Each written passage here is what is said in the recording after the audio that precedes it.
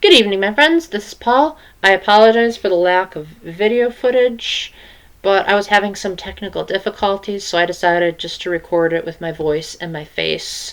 I'm sure you guys don't mind a little bit of a brief break from my usual capture card footage, especially because with all the pandemic going around, things are changing anyway. So, I'm going to be reviewing New Super Lucky's Tale for the Nintendo Switch. Now, I know that this is a complete reimagining of an Xbox One and PC game, but because it was so radically changed from the source material, I'm not going to bother listing a whole bunch of differences and changes like I did with, say, Dragon Quest XI and Ori and the Blind Forest. This is going to be focusing on if this was made exclusively for the Switch, which is what I usually do for my third-party reviews. So this is both a 3D and a 2D side-scrolling and open type of adventure. You control a cat named Lucky who can jump, double jump, tail swipe, burrow through the ground, or skid on hard surfaces, depending on the context, and ground pound. And your objective is basically to become a hoarder of items scattered around the levels. And you have to collect the main MacGuffin, which are clover pages, which are at the end of every level to signify you've reached the end! Yay, let's continue. A lot of times these collectibles don't require too much thinking to go out of your way to get them. Usually it's pretty easy what you have to do, but sometimes the execution is what provides the challenge. Like you might encounter a puzzle and realize that solving the puzzle is your way forward, but the puzzle itself is the challenge, not knowing how to solve the puzzle. So the 3D worlds are designed with a slightly more linear touch to them. Think Super Mario 3D Land or Super Mario Galaxy style. There's a little bit of a semblance of free roaming, especially because there's no timer! Yay! If only it wasn't Lent, I could say the blessed A word. So you can take your time exploring all you want. You can move the camera 360 degrees and it controls like a dream. I really hate it when games restrict or limit the amount of camera movement you can do, especially if the game was designed on a system with 2 analog sticks. And I'm really glad that for the most part, New Super Lucky's Tale accommodates for pretty much any camera angle you could like. Apart from a couple of odd exceptions where the camera just does not want to move. In those cases, I kind of wondered, what's the point of advertising that you have full 360-degree cameras if you're going to restrict it on certain levels? Regardless of that, the levels are fun to traverse even if they're not terribly exciting. Of all the levels that I encountered, of which I didn't even play all of them, only about one would I say was truly jaw-droppingly awesome. The rest ranged from to decent. There weren't really too many standout, amazing, phenomenal experiences that I'm going to write home about. Overall, it's pretty substandard fare as far as platformers go. It's made more fun than it should be by Lucky's amazing ability set, but if you take that away, then you've got a lot of spread out, open areas that involve very minimalistic platforming. Although, if you did like I did and played this with my left Joy-Con having horrendous drift, that can give you at least a little bit more of a challenge, because then when you're on a tiny moving platform, you have to try to keep Lucky from running into the water, because Lucky can't swim. Go figure. The 3D levels, they could be better. The 2D levels are also okay. They evoke more of a Donkey Kong Country type of vibe to them, albeit not nearly as hard or frustrating.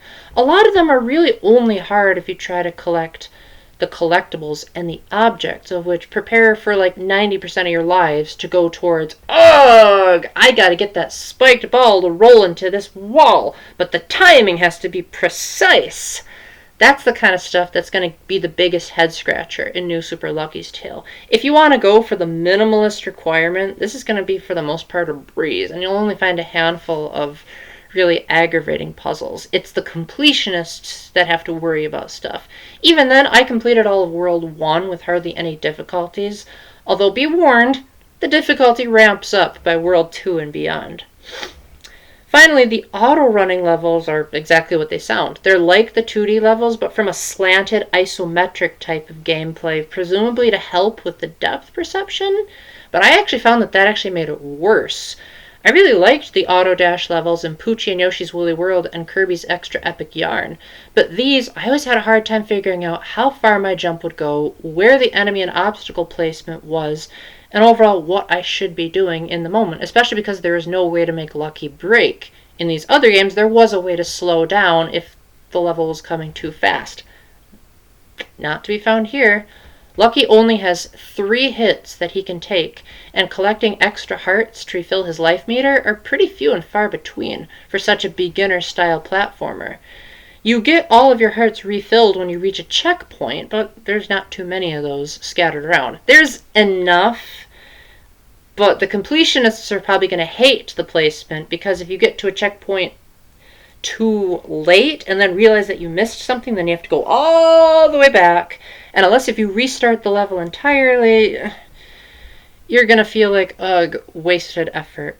At the very least, it doesn't fall into the trap that the Kirby games do, where if you get to a certain point in the level, you can't retread old ground to go back and fetch something that you missed. In pretty much every level, you have the option to go back and retread, what did I miss? Where's the collectible? So I'll give them props for that, even if it makes the game incredibly simplistic and at times kind of a drag to play through. Each level is accessed through one of 6 hub worlds, only 5 of which are required for the main game, the 6th being unlocked after you defeat the boss of World 5. These hub worlds are nothing really to write home about. They don't really have anything extra special besides just a way to get to the levels besides just a standard left to right progression screen like Super Mario 3D Land had. There are a couple of hidden passageways that let you play 2 types of puzzle levels. There's statue moving puzzles where you have to put the cat statues onto the right green switches in order to reveal another page, or levels that transform the game into Super Monkey Ball, where you're trapped inside of a marble and you have to collect all the coins. I really didn't like these sections because I've never been a huge fan of Super Monkey Ball, because I want to be controlling the character, not the environment, and you're actually tilting the board to make the ball roll, so you feel like you're all of a sudden out of control of Lucky when you've been controlling him the whole game. So it's kind of an immersion breaker. Thankfully, I only encountered 2 my whole playthrough, so if you want to go for the minimalist run, they're very, very few and far between. The puzzles start out pretty easy, but by the end of the game, there are some devilish head-scratchers that could really rival the likes of the 3D Zelda games, so fans that are looking to test their logic brain, well, they'll definitely get their money's worth, for sure. One of the cool things about the overworld is that the coins that you collect in the levels can be used to buy costumes from Giovanni. Now, these costumes are cosmetic only, and they only come in top and bottom varieties. I mean, Lucky's a cat, so it's not like his default outfit is going to cause too much scandalism. But you can give him a hat or sunglasses or overalls if you want to make him look better. But they don't actually affect his abilities, so you can mix and match however you want, or just have Lucky have his default look. It's not going to change the game in the slightest. At the very least, I am thankful that the creators restrained themselves from making these costumes available via microtransactions, as all you have to do is just grind for coins in a level, and you'll be able to purchase most of them. There are usually unlock conditions to make them appear, usually corresponding to how many pages you've collected. But apart from that, because the costumes don't do much, you could probably just skip all of them. What I really like about New Super Lucky Tale's progression system is that it's world-based, not overall-based. Like in Banjo-Kazooie, you would have to collect jiggies to proceed, but it wouldn't matter where you got the jiggies so long as you had them. In New Super Lucky Tale, if you needed 8 pages to access the boss in World 1, you would only need to collect those pages from World 1. Then to access the boss in World 2, you'd collect pages within World 2. So essentially, once you had your fill of the world and tackled the boss, you wouldn't need to worry about backtracking or returning to a level in a previous world unless you really wanted to, or if you were a diehard completionist, which was great for people like me that wanted to do a minimalist run.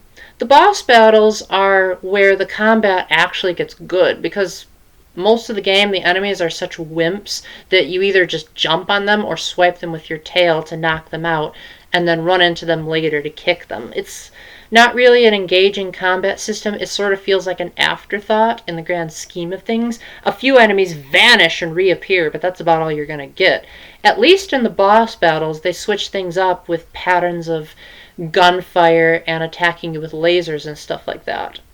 The music for this game, for the most part, is pretty good, albeit slightly forgettable, but it does have a David Wise kind of feel to it, so fans of Donkey Kong Country Tropical Freeze will probably enjoy themselves a lot. You even have the ability to turn all the sound effects off so that you can focus only on the music, but there's also a lot of dead silence between the levels, so I wouldn't say that's exactly the ideal way to go, especially because the music isn't constantly playing. The graphics are also, I'm tempted to say they're okay, but the fact that I said Fire Emblem Three Houses had horrendous graphics, this game is only barely better than Three Houses. There's a lot of pop-in and slowdown, and the loading screens are just abysmal. This game isn't even that taxing on the Switch's horsepower, so I don't see why nearly every single time you enter a new area, there's an obnoxiously long loading screen, saved only by the dad jokes that the postman tells. But even those start to get old after you've gotten past World 1. Overall, the loading screens alone are so bad that I would say that's the main reason why I can't recommend getting New Super Lucky's Tale in good conscience. Well, it's a serviceable and short platformer that's easy enough for your kids to possibly get into if you're the age to have kids. There are also so many better options by better companies, such as Super Mario 64. That came out in 1996, and I would say that's way better than New Super Lucky's Tale. Banjo-Kazooie. What can top Banjo-Kazooie in the 3D platformer world? Overall, the one thing New Super Lucky's Tale has going for it that might turn you off from these other first-party platformers is the price tag, of which it's a pretty generous $35 to $40 price tag. I would say that's fair, even if I personally would have wanted it more like $20 to $25. But for the amount of work that it must have taken Playful Studios to completely take an Xbox One game and try to restructure it onto the Switch, not only that, but basically make it an entirely new game, must have taken a lot of work and resources. And I respect them for it. I also think it's a nice, continuous step towards Nintendo and Microsoft having a good relationship. What with getting Cuphead, Ori, Banjo and Smash, and now this, Microsoft Studios is on a good track record. And if nothing else, I appreciate New Super Lucky's Tale just for the fact that Microsoft is starting to be more okay with their IPs finding their way onto Nintendo systems. This did not come out in 2020, so I will not give it a rating system. But if I had to do the Wii viewer route of buy, rent, sale, or skip, I would probably say rent this if you're not a completionist, and if you are, wait for this to really go on sale, because this is not going to blow your mind, with the exception of a really cool carnival level in World 5 that gave me intense Witchy World vibes from Banjo-Tooie. None of the levels are going to be anything you haven't seen, and the few that you have, they're serviceable. Not bad, but not great either. Thank you very much for watching. If you have any questions, comments, concerns, Paul, why didn't you have footage? Please leave it in the comments. And until the next time, keep the faith, stay epic, God bless, and let's get Banjo-Kazooie on the Switch now. Bye!